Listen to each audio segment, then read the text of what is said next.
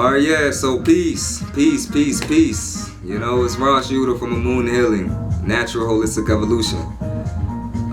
This is the second time I've recorded this video because first time I recorded it, batteries went dead, so I just changed the battery and everything should run smooth now, you know what I'm saying? Real smooth. So, you know, I always like to say thank you to you watching this video right now for tuning in, you know. Wherever you are in the world, you have the opportunity to take from this information that we provide here. So I give thanks and praises unto you and unto the Most High for bringing us together. You see it. So I'm excited about this video right here because this is a request video. Someone requested me to do this video right now. So shout out to King Jaquiline. If I'm saying your name wrong, I just call you King Jaquil. You know who I'm talking to, brother. This video is for you because you requested this video, and it's for everyone else too. The previous video that I did called Naturally Unfolding Your Passion. In that video, I showed about 4 books that was in my car. And in the video I said that if anyone wants me to make a separate video about any of these books, I'll go ahead and do that. So that's what this video is right here. It's about this particular book called In Sorcerer's Shadow. In Sorcery Shadow, excuse me. In Sorcery Shadow, you know. Check it out, check it out, check it out. Yeah. Before I get into the book, I want to say right now that if you're the type of individual, and there's nothing wrong with this, if you're the type of individual that you're not really into deeper knowledge, you're not really into metaphysics or supernatural things, then you probably won't resonate with this video too much because this book goes deep.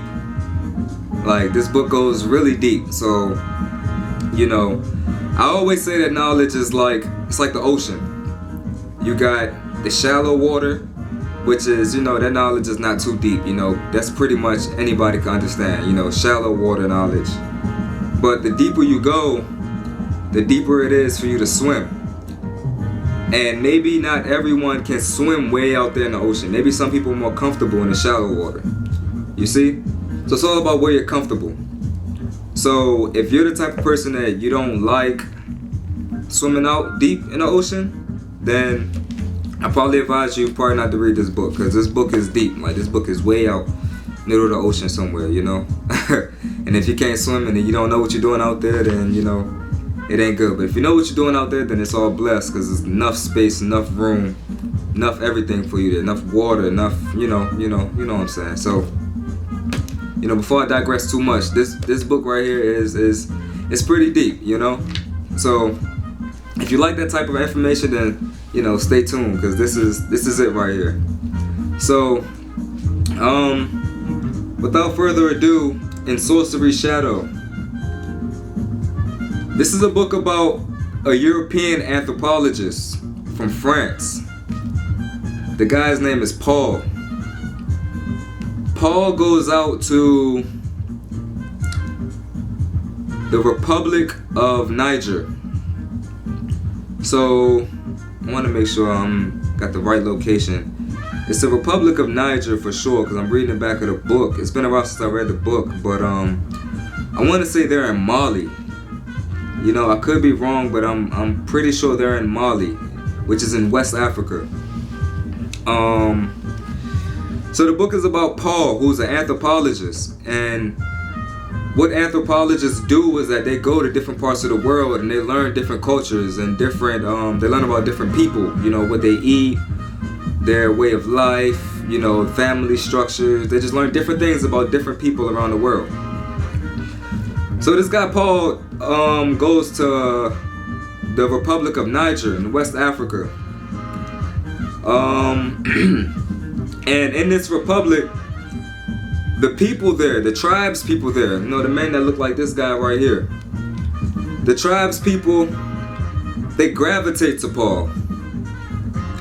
they gravitate to Paul, so they kind of take him into their society, and they kind of teach Paul a lot of their information. Now, this is huge because whenever you have an indigenous people that have culture that goes back thousands and thousands and thousands and thousands of years, they don't readily just give out their information to just anybody. For instance, this is why scientists go and study the Dogon tribe in Africa. The Dogon tribe is a tribe that knows about all the star constellations. They know pretty much everything that we know about the universe, but they don't have telescopes like we have. They don't have the technology that we have. But yet, somehow, these people know great things in the sky that we are just now starting to comprehend. When I say we, I'm saying we as in Western civilization. You know, America, Russia, you know, like European-based civilization, you know. You got like African way, like which is more like natural, then you have like Western way, which is really like the society that we live in now. So the Dogon tribe, we have a lot of scientists that try to go and learn from the Dogon tribe and everything, but the Dogon tribe only gives them a little bit of their information. Why? Because if you have great knowledge can be misused. So a lot of times some of these scientists, they come in and they just want to get knowledge so then they can take it back to their laboratories and just, you know, do terrible things with it that sometimes these Western scientists like to do, you know. But that's beside the fact. The key point is that these people in Mali, let me make sure it's Mali, man, because I want to keep saying Mali, but I'm not 100% sure. Hold on. But the key fact is that these people, they trust Paul enough to indulge him with this special knowledge. And it's this knowledge that is the depth of this book. Because, man, I mean, the information that's in this book, a lot of this stuff you'll be like, no, that's impossible. But you can't say it's impossible because it's coming from these indigenous people. So these people, they trust Paul. Like, in order for them, it's a big thing too because Paul is a white man. That's what they call him in this book. They call him the white man. And many indigenous tribes in Africa, they're very wary of white men, you know. They see a white man and they kind of like, oh, they kind of like sleep with one eye open kind of thing, you know. So the fact that he's a white man and they trust him with his knowledge is big too, because they sense his heart. And that's a key point right there. Just the simple fact that these people, they see him as a white man, but they don't discriminate enough to shut him out just because of his skin color. They see his heart. They sense his heart. They see he has a good heart, and that's all that really matters. So, you know, that's a key point to take from this book too, the simple fact that they trust this white man with his knowledge, you know. So they gave Paul so much knowledge that he didn't even put all of it into the book. He says it in the book, like there's some things that they told me to keep secret, and I'm taking that with me to the grave. Certain things I'm not exposing in this book. But this book goes deep, man. This book goes deep. I haven't found the page that told me that they're in Mali or not. The type of tribe that they are, I can pull that up, is the I may be saying this wrong, but Songhay. And you can look this up on the internet. The Songhay, maybe I'm pronouncing it wrong, but it's Sohanci. So, yeah, you know, just kind of look them up and see like where they're located in Africa. They're in Niger though, definitely in Niger. So yeah.